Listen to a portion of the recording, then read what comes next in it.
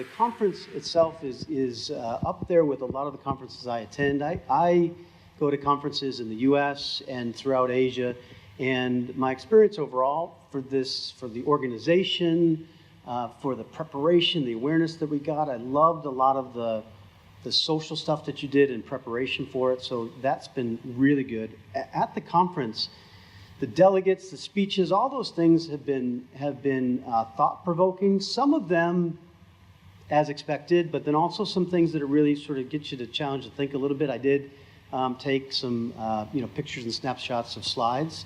And in terms of my topic that I talked about with the resilience, what a wonderful sort of reaction that I got from standing up on stage from the people, really engaging and participating. It's really that kind of a conference. And from my perspective, that makes it fun and really engaging to participate in.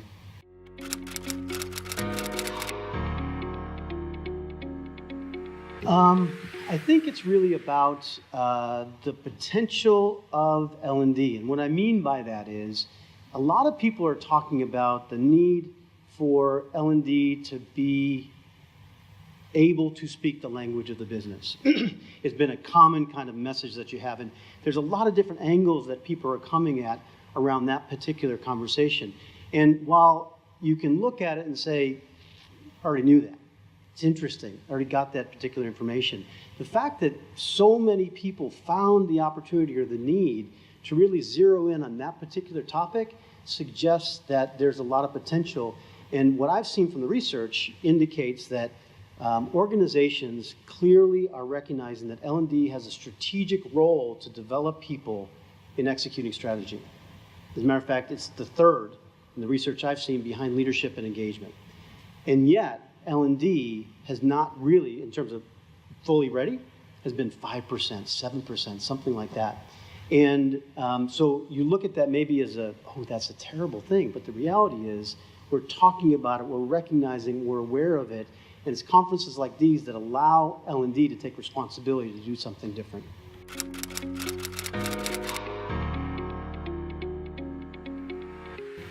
You know, Wilson Learning caters to all different industries because we're in the learning and development space, right? Building people's capability, human capability. We call it human performance improvement. So we're in all different industries in what's there. And, you know, similar to the answer that I gave before, which is this L&D conversation as a strategic channel, the one key trend is that we have to look at, we have to acknowledge, we have to understand all of this technology that's happening here and what the impact is.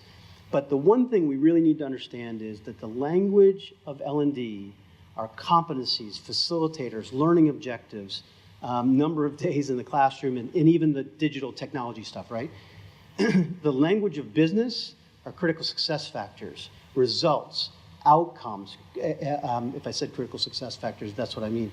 And what we have to recognize, the trend that we have to look at is, well, we're talking about needing to do something different. When we are doing needs analysis, when we're trying to identify what we can do as L&D to push the organization forward, we got to have that conversation at the business language standpoint. When we're advocating what it is that we can do in L&D to enable the organization, it's got to be at the business level. And it's only when we go to the implementation level that we can really unveil and talk about the L&D language.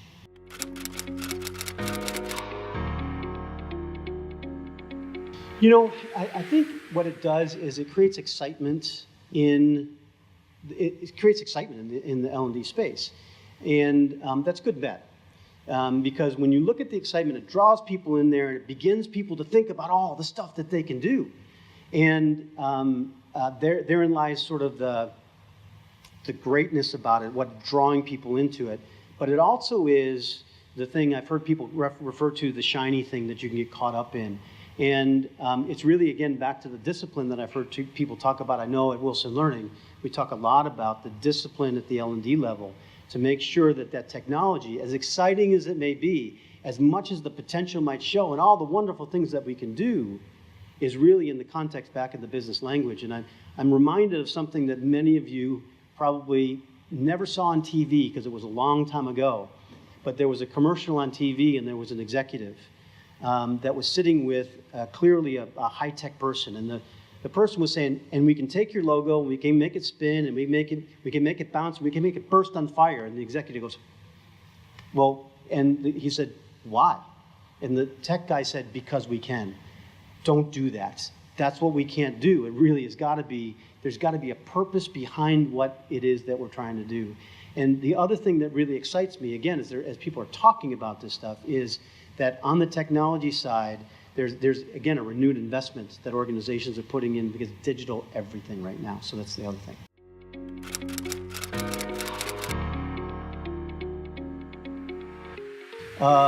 There's a couple words I would look at. I already used the word potential. I think, again, that really outlines the potential. I think opportunity.